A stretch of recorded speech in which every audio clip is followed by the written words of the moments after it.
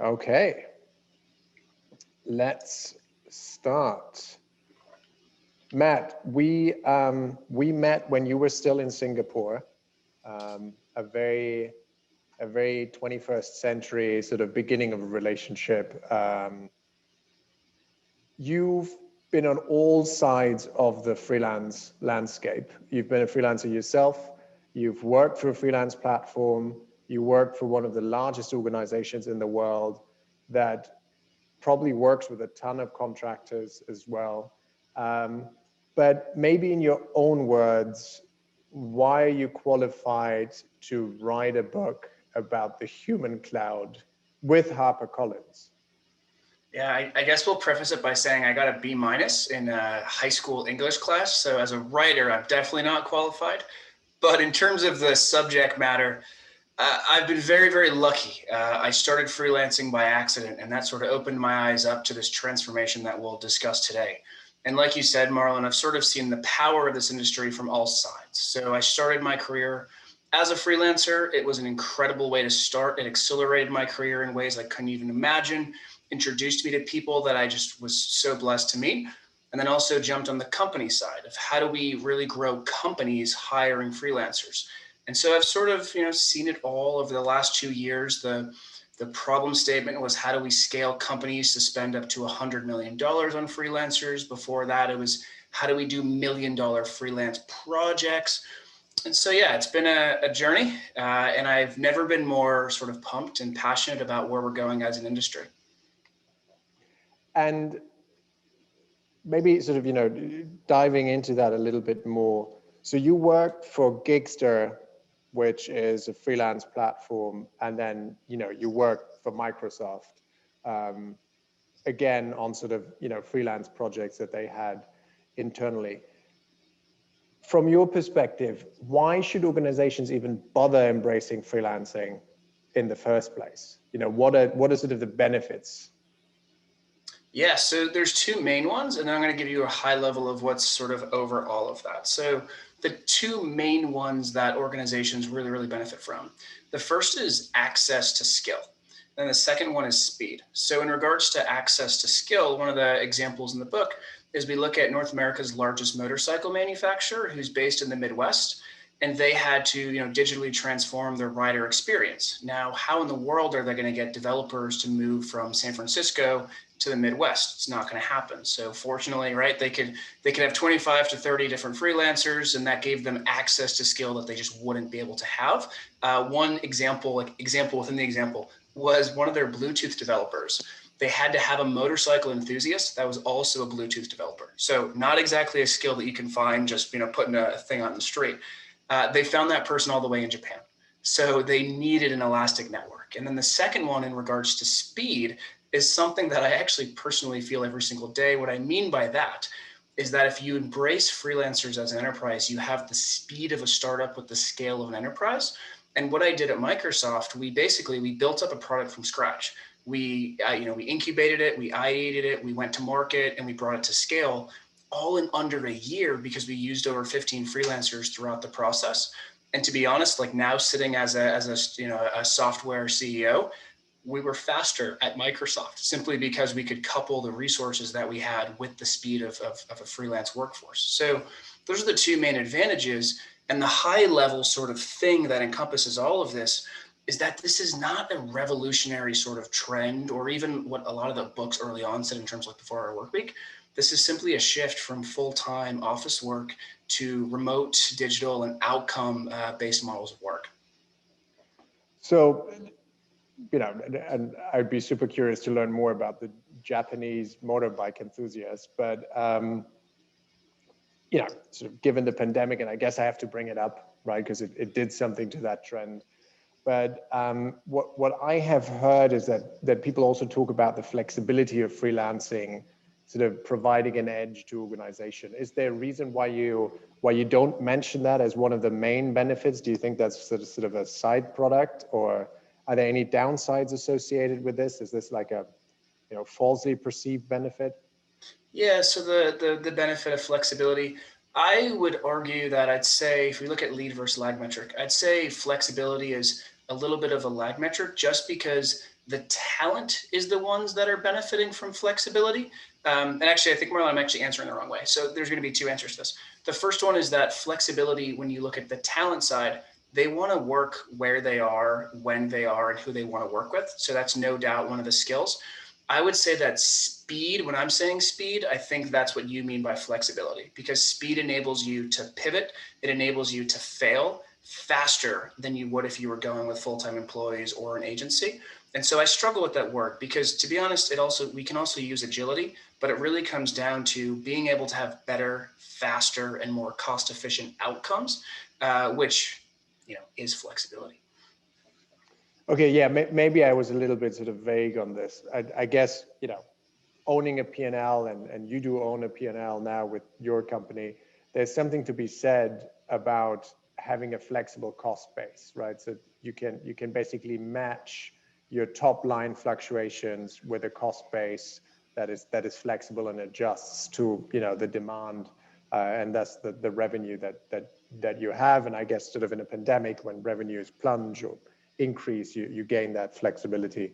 But yeah, I think if that's encompassed in sort of the speed component, I hear it. Maybe let's, it always takes it takes two to tango. How do you think talent is evolving? You mentioned that talent seeks that flexibility to work from wherever they are. Do you think that's sort of a recent development, or have we seen this in the past, and the pandemic has maybe accelerated it? Yeah, I think if you asked someone 50 years ago, do you want to work from home or from a coffee shop or a WeWork?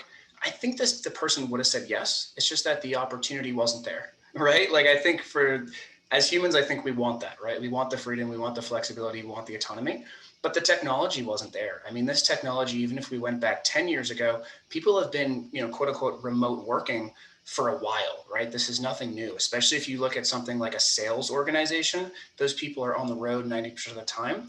The difference is that, and this is what COVID has blown the doors off of, is that 90% of the work we do can be done just like this. Like, the fact that we're sitting here in two different locations wouldn't really happen 10 years ago kind of at all. So that's the major difference. And it's twofold. It's both the technology for us to be able to sit in two different places, but it's also the ability to collaborate in two different places.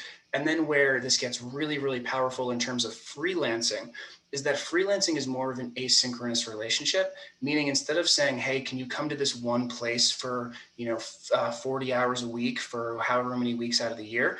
Instead, we say, hey, here's this major outcome we need to get done. What can you do? What can you do? What can you do? And we're all going to do this asynchronously. So you own SEO, you own design, you own development. And we don't need to be sitting in the same office to do this. In fact, it's better. And that's what sort of by accident I've learned throughout my career. It's better if we're not sitting in the office, because instead of like bugging you about this joke that I have in my mind, I just have to get work done. Do you think people will miss that joke, right? The joking about in the office and having that close sort of, relation. I was about to say physical relationship, right? But it's like a physical proximity, I guess, is probably the right expression here. Yeah, I do for sure. What I've seen, right? Because I think I really don't want to conflate my own personal experience with the greater trends. I know for me personally, I can't stand the office. And I went from not being in an office to an office. And I remember like everyone was like, oh my God, you have the Microsoft headquarters. Look, there's tree houses. Like, look, there's all these resources. And I'm like, fuck this. Like, I actually want to be remote 90% of the time. So part of what my time there is, I said, I'm going to be remote 90% of the time. If I miss my goals, then let's talk. But if I don't, I'm sorry. I'm not doing this office crap because I couldn't put up with it. It was mostly the inability to control my time was what I couldn't take about the office. I personally did miss like coming in and being able to have deep relationships with my colleagues. But I mean, I go in, I grab lunch with them, I go back. I go in, we go for a walk, I go back. And I think the greater thing that we've seen is that this has actually opened up work for people that an office wasn't necessarily meant for. And that's one of the greatest trends that we uncover in the book, is that there's a lot of extremely talented individuals that just weren't meant to work from 9 to 5 for 40 hours a week. And so if we take out those constraints, then we realize that what really matters is the work. So nothing has really change necessarily. We're still trying to get complex work done at scale. The difference is we just have a more efficient mechanism in terms of we can work in ways that are better for the individual versus just a group that likes going into an office. So it may sound a little bit cheesy, but it's sort of democratizing work almost, right? Assuming that talent is distributed more equally than opportunity is, right? And we're trying to sort of, fit the round in the square, vice versa, probably. The round probably fits in the square, but the square doesn't fit in the round, I suppose. But so what you're saying is the advantages of freelancing are, it sounds like they're overwhelming both for the organization, right? Like a motorcycle company in the Midwest working with a Japanese Bluetooth developer who is a motorbike enthusiast. Overwhelming evidence that this is great. And then also talent really, seeming to increasingly appreciate that, and the infrastructure being there to facilitate that type of working. But what is it then, and I know your book covers this extensively, that's holding organizations back to fully embrace this? Yeah, so that's what is your experience there, and the frustrations, right, that you have shared sort of before yeah. this call? So I'm going to give you 1 year ago answer, and then I'm going to give you today answer. So 1 year ago answer, it was always this work can't be done outside of these four walls, right? That was the number one thing. The second thing would be, okay, let's talk to legal, let's talk to procurement, let's talk to HR. And then when we would talk to legal, procurement, HR, they would come up with some reasons that they would say were justified in terms of there can't be IP, how is this going to impact our internal employees? Long story short, it was just like the whole in software, how you have painkillers versus vitamins. It's that freelancing was looked at as a vitamin strictly because they didn't need to change from the agency. So the answer 1 year ago was, in very, very sort of fringe scenarios, freelancing had better, faster, and more cost-efficient outcomes that were 10x better. Like we're talking 50 to 90% cost savings, not just, hey, we went from $5 to $4. So that was the 1 year ago answer, was that it was a vitamin, not a painkiller. And they would use, work can't be done outside of these four walls. And then they would use some sort of legal, procurement, HR, some type of justification to look in the handbook and be like, that's it, AKA, I don't want to change from my agency because how am I going to have free dinner and go to the Cavs game, now that you're no longer here. So that was the 1 year ago answer. The today answer is actually in regards to the change management and all of the friction. Because if you think about our industry, technically, I would argue we're 20 years old, meaning I think it was around 1999, Elance and Odesk were the first freelance platforms. But it's only been in the past sort of 2 to 4 years that enterprises have jumped in headfirst into hiring freelancers, and we didn't have the processes.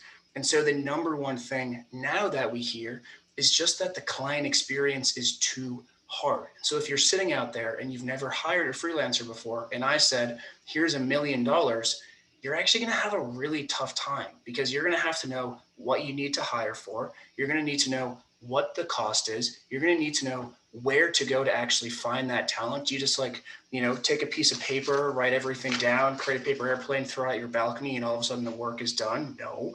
And so the actual client experience now is the number one problem in terms of it's just too hard to actually hire and then manage all these freelancers. And do you think the difficulty of finding, hiring, and managing, describing the work to freelancers is a lack of skill, or it's not yet learned? Or do you think it's sort of a structural problem within the organization, or a bit of both? I'd say timing. I know you gave me two alternatives or two answers, and I just gave you a third. So I'm going to put out the box that says other. That's perfectly fine. But no, I'd say timing, strictly because we can't just do this overnight. I would argue that it's both in terms of the systems that are already happening with an organization, but predominantly the fact just that the right systems and the right processes haven't been put in place. And so one thing when we were going enterprise to enterprise in terms of rolling out their usage of freelancers, the first thing we did was we actually just spit up an internal wiki site. And within that internal wiki site, we just had projects that they could pick from. And so instead of them having to know what to hire for, they could just say, oh, Janice over in Xbox did this landing page or did this presentation. I want to copy that. And so that was done 2 years ago, right? And now there's other things in terms of like, what should the price be? How many freelancers do I have to interview a freelancer? When I actually manage them, how do I manage them? There's a bunch of legal and procurement and things that are just, you wouldn't think that aren't intuitive. But so it's definitely not a structural thing. I would argue it's more of a timing in terms of we just need to put the right systems in place, which is why usually the advice is, go and partner with someone. Don't just go do it all yourself. And the analogy that I like to use is, listen, agencies also didn't pop up overnight, and there's really good things that we can carry over from agencies. One of those things is the fact that agencies did have an account management structure where you could just go and say, hey, I need this. And then within whatever it was, a month or a week, you'd have an SOW on your desk, you'd sign it, and then within a couple of weeks, you'd have the deliverable. So yeah, it's just a timing thing. Okay, so you think time will take care of it, and then structures will be built after that is okay. And what I'd throw, Marlon, is that means opportunity. So if you're the type that is entrepreneurial and really, really ambitious, and if you're sitting in an org right now and you are a director, GM, even a little low PM like I was in Microsoft, you have so much opportunity to get ahead of the curve, because the fact that these processes aren't put in place just means that you can go the extra mile and really, really profit in a better way than you can in, say, a year or 2 years. Because as we both know, this industry has 3x'd overnight because of COVID. So let me preface it by saying, although the structures aren't put in place, as someone like you and I, that's awesome. Like, this is the time to pounce.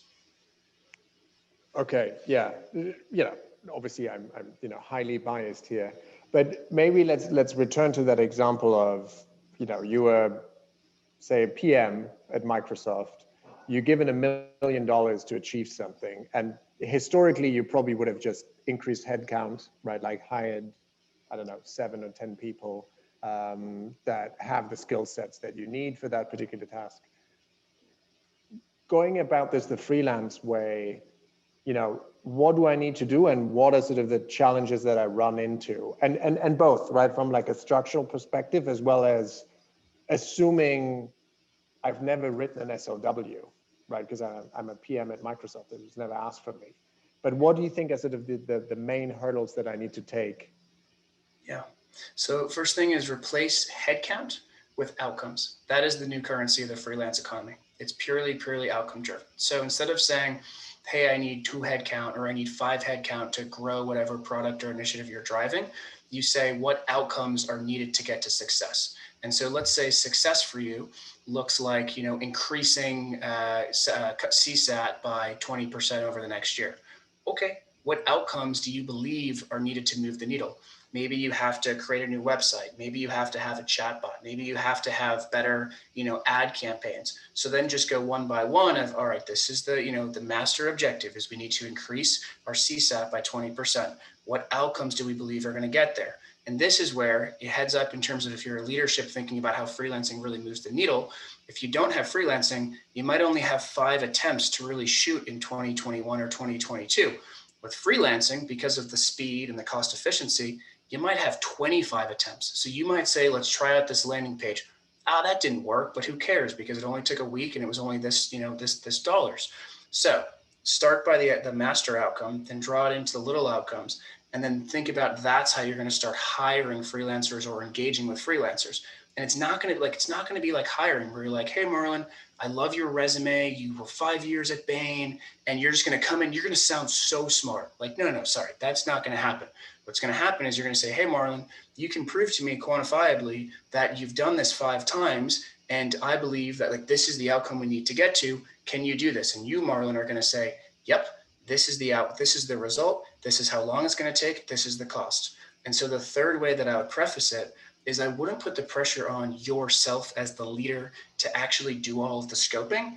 I would actually put that on the freelancer, because the freelancer most likely is going to be much better. And when I say freelancer, I mean freelancer or the partner that you're going through in terms of helping you with this. But so that partner or that freelancer, they are the expert. So don't go to someone who's an expert in SEO and say, hey, you have to do A, B, C, D, E, F, G. No, say, I need you to hit this outcome. And that freelancer might turn to you and say, that outcome's ridiculous, or that outcome is actually not ambitious enough, and have them lay out, whether it's a statement of work or proposal or whatever, have them lay out what needs to get done by when and how much it costs. So what you're basically saying is you're turning the table around. You're saying, I don't need to have, as the PM at Microsoft, I don't need to have the skill to write the SOW. I know what's expected from me, a certain KPI. Say I want to make it simple, I need to drive traffic to a landing page. I then take that goal, I present it in very simple terms to the domain expert, who is a freelancer. And then she tells me, okay, listen, this is the SOW that I'm drafting. This is what we need to do. And she's basically pitching me, right? Sort of like a one-on-one RFP sort of thing. Yeah. That's okay. And that obviously helps with the learning as well, I suppose, right? 100%. Because then I don't need to learn anything. Well, not that you need to know. You need to know a little bit, right? There's a little bit. But no, the one thing that I would add would be, not only are they going to scope something out, but yes, they are going to teach you something you didn't know prior. And the thing that whenever people ask, like, how do I know if this is the right fit as a freelancer? I always like to say, did they teach you something? If not, probably not a good fit. But if they did, then it's probably a great fit, and get started with something very, very small. And let me just give you what this looks like in action, okay? Because people, in terms of me, I started doing this just purely because it's the only thing that I could do. I was thrown into management roles when I was way too young, and I had no idea what the hell I was doing. And so one good example was when I started at Microsoft. I'll be honest, I didn't know Microsoft products. I was a G Suite user, and I lived in San Francisco where Microsoft was evil. And so when Microsoft said, hey, can you build this customer-facing solution? I said, I know the customer is better than anyone else in the world, but I don't know anything about Microsoft. So I actually hired experts in Microsoft to teach me. And so I would go to them and I would say, okay, here's the deal. We need to increase awareness and visibility from the organization. And then they would say, you should use SharePoint. Here's how you use SharePoint. So yeah, it's an accelerated learning as a leader as well. So this is I guess this is an interesting facet to the whole thing, because we were talking about getting work done, right? I think that is sort of the main pretense of why people use freelancers. They want to buy capacity, but it sounds what you're describing is also you're getting know-how, right, from outside the organization, even as much that it almost feels like it's beyond the execution, right? It's almost like you tell me the strategic goal, but I'm still, as a freelancer, somewhat involved in turning strategy into execution, right? Which is sort of a transfer of, know-how from them to us, us being the organization. When we, and I know there's sort of been industries that are at the forefront of freelancing, right? Like historically, media and publishing companies, journalists have always, have not always, but have been freelancing for quite a while. When we look within the organization, are there certain teams, departments that are, more likely to use freelancers? And, from your very experience? Yeah, from my visibility, it's been usually product related. And then underneath product, it would be something marketing related, simply because creative services is just a great way to get started in a very cheap way. And what I mean by that is that you can say, hey, can you go do market research for $150? And it's a very, very easy way to get a good amount of value, versus if it's something like software development, that might be like $50,000 just to get started. So I would say product is generally a good place to start, but I have seen it across all, various orgs within a company. And then sometimes you see things within innovation as well. One really cool use case within innovation was one of the largest financial institutions. Their innovation wing, they would take 6 months to a year to sort of spin things up. And then they would have freelance management consultants do an opportunity analysis to figure out if they should actually take it forward. And I thought that was such a beautiful use case, sort of twofold. One, because you had outside expertise coming into the building. Two, because it was a very easy way to quantify in a fast way should you go forward with funding? So that was actually one of my favorite case studies. Okay, so but this sounds a little bit like you're targeting teams that are already like tech savvy-ish, right? Like product teams and innovation teams. You would think that they're somewhat progressive. Do you think that is the common denominator, or is there something about their job that just invites freelance work? Yeah, I think if we could reduce it to, are you already doing something outside of your core team? And it could be contractors, right? It could be staffing. Most likely it'll be contractors though. If you're doing that, then freelancing is very, very low hanging fruit, because what you say is, instead of that $50,000 to $500,000 agency contract, just have a freelancer start with a low hanging fruit that agency couldn't do. That's generally what happens. Is there's always things on the shelf, right? So one of the first things we would say to leaders would be, hey, give us your show me your roadmap. And then on this roadmap, what are you actually going to get done? And to be honest, like 1% of it is actually going to get done. And so we would say, oh, okay, well, what do you think the cost would be of that? Or what do you think the required time would be? And we would have them take that over. And maybe it would be something like setting up a podcast within the organization, or having a weekly newsletter or monthly articles. So that was generally the common denominator, was if there was some sort of roadmap or things on the shelf that weren't getting done, that we could say, this is out of scope for an agency, but it's a great use case to hire your first freelancer. Okay. Coming back a little bit to sort of the person doesn't actually need to learn how to draft an SOW, because we learned that you can put on the freelancer. So it seems more to be like an habitual thing, right, within those teams, to just think of freelancing whenever you have excess work, and instead of hiring new people, you could get this done with a freelancer for the benefit of faster execution speed, right, and then know-how, and arguably tapping into talent that you would not get your hands on in sort of a normal hiring setting, because they're in Japan and riding their bike there. Well, I'd add, Marlon, too, like when you get this rolling, right? Because there's a big difference between I'm starting and I'm scaling up.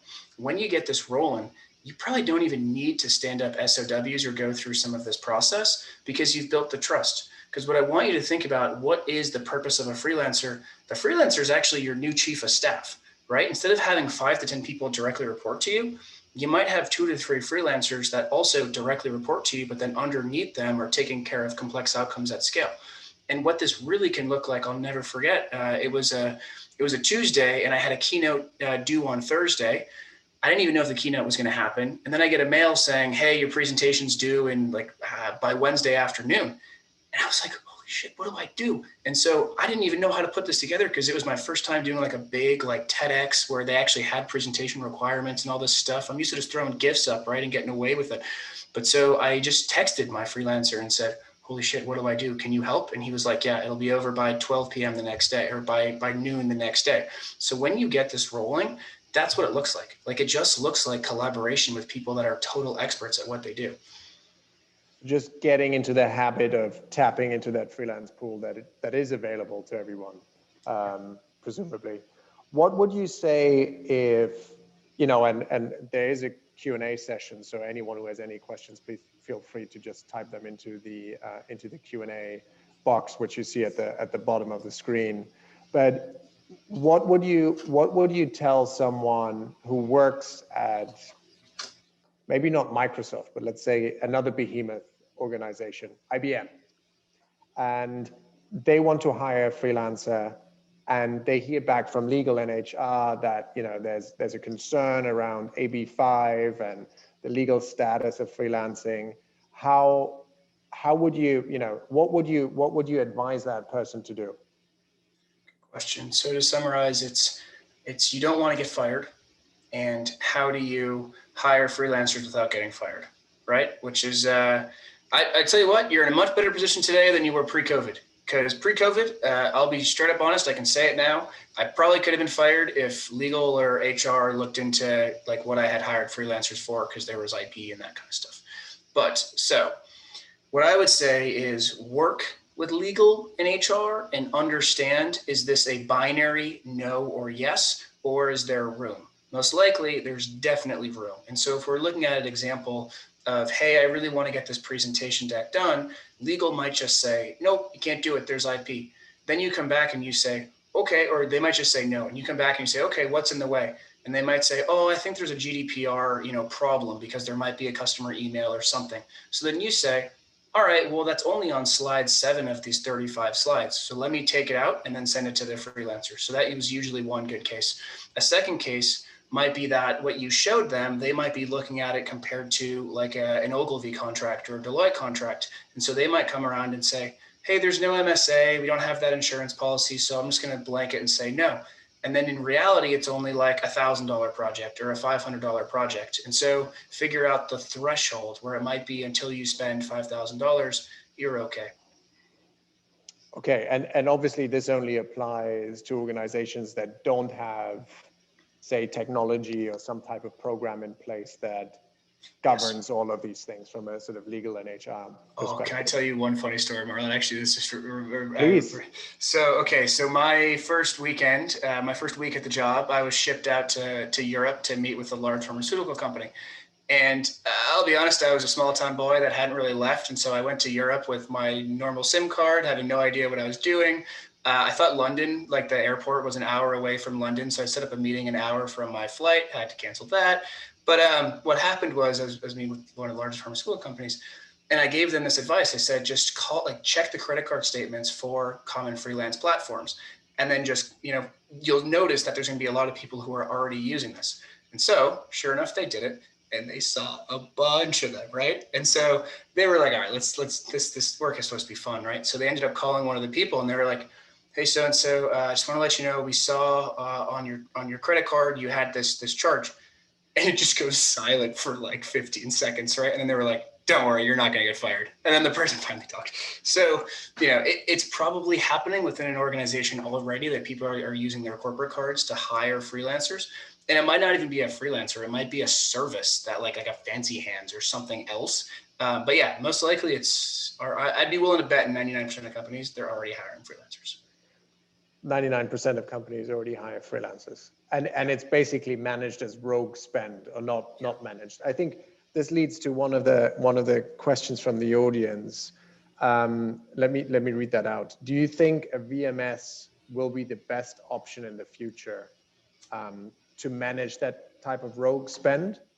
VMS as vendor management systems that we know from like the staffing world. You know what I really want to know? I want to know who that person is, just so I know if it's a CEO of a VMS company. But no, I'll be straight up honest.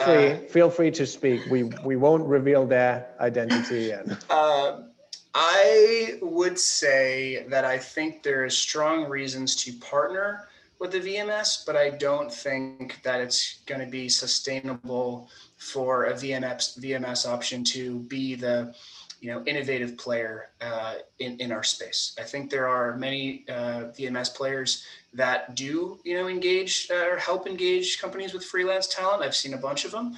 I think the problem becomes that there's just a bunch of legacy systems. And so if you want to be truly transformational, I don't necessarily seeing it happen. And one of the big reasons for that is that generally the VMSs don't have the community of people. They're usually like a payment processor, right? Or they have a bunch of freelance emails, but they don't have the freelance community. And so they work very well in more of like a staffing augmentation format, but they're not necessarily going to give you groundbreaking results. Like for example, that motorcycle manufacturer one that I told you about, I don't think that could have gotten done in a VMS or even an agency for that matter. I think it required having a very, very dense elastic network where we knew exactly how to get that network to spin. So my answer is I don't think it'll be the best option in the future. And the tactical reason why is because the way a VMS is set up, they can't necessarily have a strong freelancer community.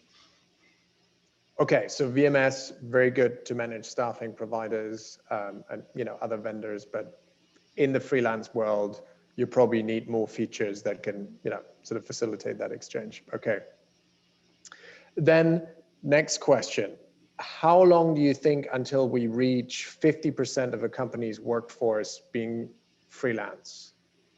Yeah, this is already true at some companies. So Google's already over half contractors. A lot of companies are already over half contractors.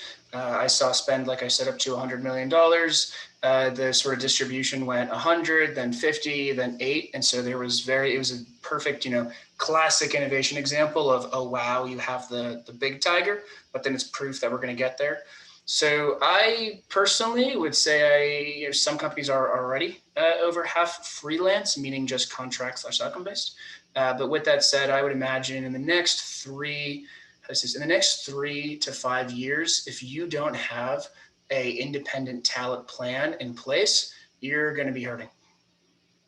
As an organization. So organizations are going to start falling behind in, as short as 3 years' time if they don't have a freelance program. Yeah. Yeah. And the cracks are going to look like, the thing is, this is where it's going to be tough. Marlon and I are going to know that you're struggling, that you didn't actually hire freelancers, but the industry is going to think that you have very, very unempowered employees and you're struggling with innovation. And the reason I say that is because you might see stories about how, let's say you're working at GM today, right? You might see a story in 3 years where we realize GM comes out with this super, super innovative concept and they highlight 5 full-time employees. Behind those 5 full-time employees are probably going to be an army of 100 to 500 freelancers that made that happen. So it's not going to be a sort of apples to apples, oh, look, this company has over half freelancers. It's instead going to look like this company really, really, really is hitting the accelerator on innovation / getting things done. And the reason is because they're empowering their employees to hire freelancers. So you talked about the employees of an organization being disengaged if there's no freelance program. Could you elaborate on this a little bit? Do you think they will feel frustrated because they can't tap into the talent that they need fast enough? Or where do you think that frustration is coming from? Yeah, I think the frustration generally comes into, they feel like they're stuck in a basement or stuck in a box and they've been given this one job responsibility and they're pissed off because, they went to school. And this is where, let's be real, like a lot of the young up and coming generation, they've been told you can take over the world, right? You can change the world, you can make a massive impact. But then for a company, if you all of a sudden say, hey, your job responsibility is this analyst, how is changing the world? Like, have fun in that basement doing the same exact thing over and over. And what freelancing does is it says, okay, we don't want to just give you a bunch of free lunches and all that kind of stuff. Instead, we're going to drown you with responsibility, meaning give you all these outcomes you have to hit, but then we're going to give you resources behind you. And so that's where we sort of see the difference, is that this is not and this is one of the huge things that pisses me off about large companies, is it's very cute and fun to have a public campaign about, look at these big tree houses or look at this, initiative that we're doing. But in reality, if you actually talk to the game changers, right, or the change makers, the 10x employees that you really want, they don't need the tree houses. They need to make an impact. And if you enable them to hire freelancers, you've now accelerated their path to drive change. Being German, I obviously sort of want to, stoically stick with the topic of frustration for a little bit. Let's sort of look at the freelance side. Do you think there's something to be said that if an organization is not prepared to engage freelancers properly, we talked about they will lose out on innovation, they will sort of, end up with, disengaged employees. But do you think that it will also deter freelancers from working with them and they will lose out on that side as well? So let me give you the top 3 things we hear from freelancers in terms of working with large companies. The first thing they say is, I don't feel part of the team. The second thing they say is, I don't feel like I'm getting credit for the work. And then the third thing they say is that the actual work sucks. And so in terms of not feeling part of the team, they feel like they've just been given a task and they don't know anything about what's happening and what's the relevance of it. And there's many good reasons for this. I think this is where I say timing a lot, because there's actually some serious misclassification reason that a freelancer has been put into a bucket where they're very outside of the organization. But those are generally the 3 major things that freelancers say. There is some little things you can do to really help them out. So payments, generally a large problem. Net 14 or net 30 are the kind of standard payment terms that I've seen, but you'd be surprised at how many freelancers don't end up getting paid. But yeah, those 3 things, and then also making sure they're paid on time. You'll be surprised at how happy your freelancers will be. Yeah, they probably don't have the balance sheets to sustain, long long waiting periods and even sort of collecting money is not one of their main tasks. Let me ask maybe two more questions, and then we're wrapping this up. Then we sort of spoke for 45 minutes. Traditional contractors work into client managers. With freelancers working on outcomes, how does that relationship now work? Where does the responsibility lie? So there's no one answer. This is totally up for interpretation of how you want to run it. It's just like an agency, right? It's like, do you want to work with the client manager, or do you want to talk with the person who's actually doing the work? This is so contextually dependent, because if you're doing a software project, like, have fun talking to the backend developer.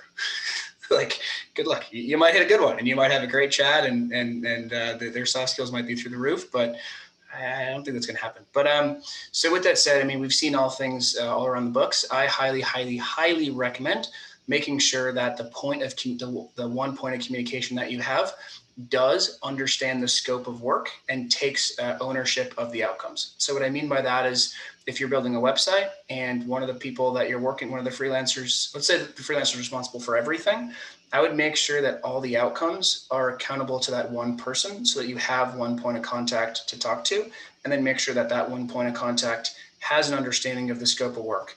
Where freelancing is different is that if you were to go through an agency, generally, the account manager that you're talking to has a very, very high level understanding, and you don't really have visibility into who's really doing the work.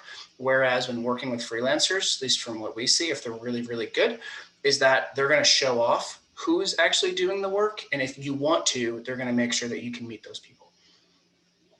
Okay.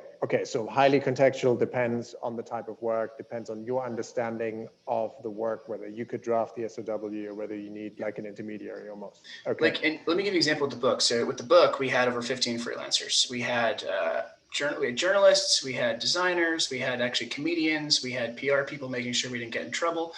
But we only had one freelancer that we reported to. She is the best freelancer in the world. Her name's Sam Mason out of Ohio. I will always plug her. But so she was the one that had ownership over our outcomes, to the point that she said, Matt, if you don't hit this word count every week, I will take responsibility for that.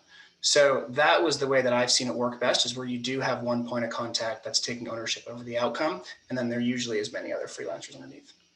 This seems to be a recurring theme, sort of shifting the responsibility truly onto the freelancer, not just letting them work on sort of, mini tasks that you get executed, but really sort of make them part of the mission almost. Another great question, and then, maybe we can sort of have, concluding remarks.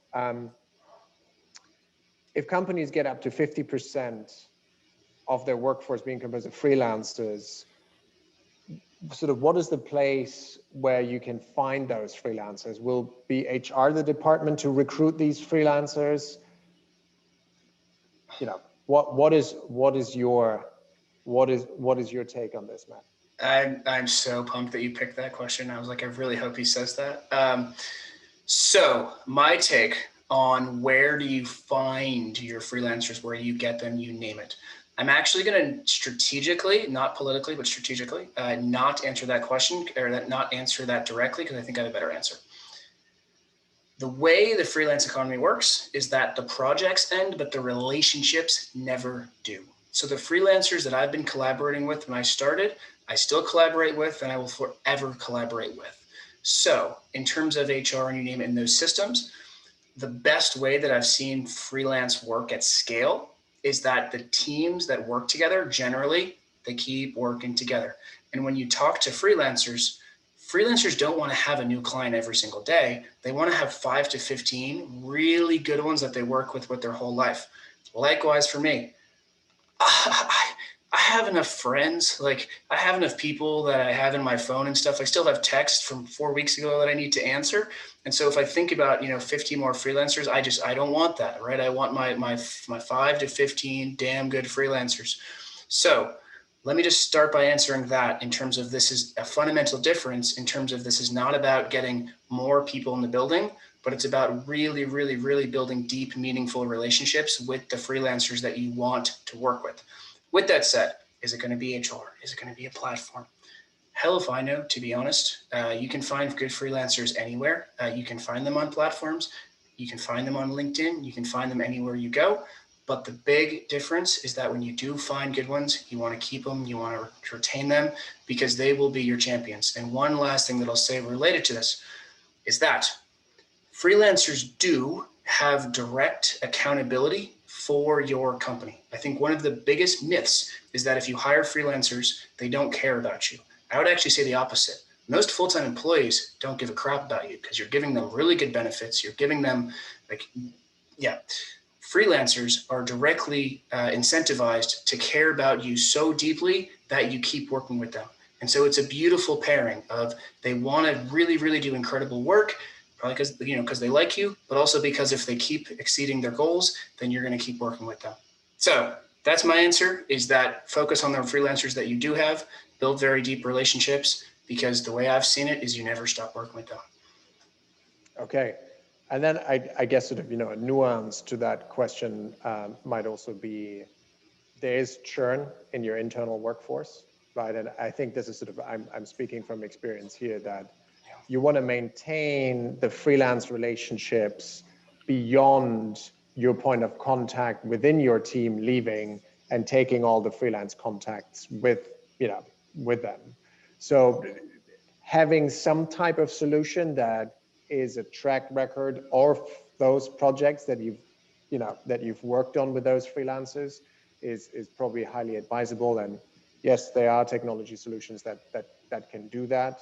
And it probably helps to sort of foster relationships in the first place, and then to preserve them when people on your side are actually leaving. I actually really like sort of, that point, Marlon, by the way. I think that's something we have to make sure I want to emphasize, is like the risk is actually more that the internal people in your team will leave. And so to make sure that you have some point of record for these freelancers. The one thing I'd add, this is just gonna be a funny thing, send them socks. Like in terms of like things that you can legally do to make them feel part of the team, send them like, WorkGenius socks or something. But no, I just wanted to make sure I emphasize your point of your internal people might leave, but you don't want to miss those good freelancers. So having a system of record is crucial. Good, perfect. Okay, so we talked about all the challenges. I think the benefits are overwhelming, and it seems like that the challenges are just a time of today, and they won't exist in a couple of years, at least not for organizations that want to sort of stay atop of their game and their industry, and don't want to be perceived as slow, and don't want to have disengaged employees that are frustrated. But what would be your number one advice to an organization that says, okay, I listened to Matt, I read his book, I buy into what he's saying. What is the first thing you should do as an organization if you want to embrace freelancing and you want to stay at the top of your industry? Number one advice. Go hire a freelancer. Just do it. Do it for less than $1,000. Go hire one. Go hire one that you think is something that you have been wanting to do, but you either haven't had the time for or you don't know how to do it. And I'd say, just like anything, start with something small that's, I don't want to say risk-free, but generally risk-free. But yeah, just go out and hire one. Okay. Matt, thank you very much. The little advertisement here, go out and buy the Human Cloud book by Matt. It's a great book. It's not too lengthy.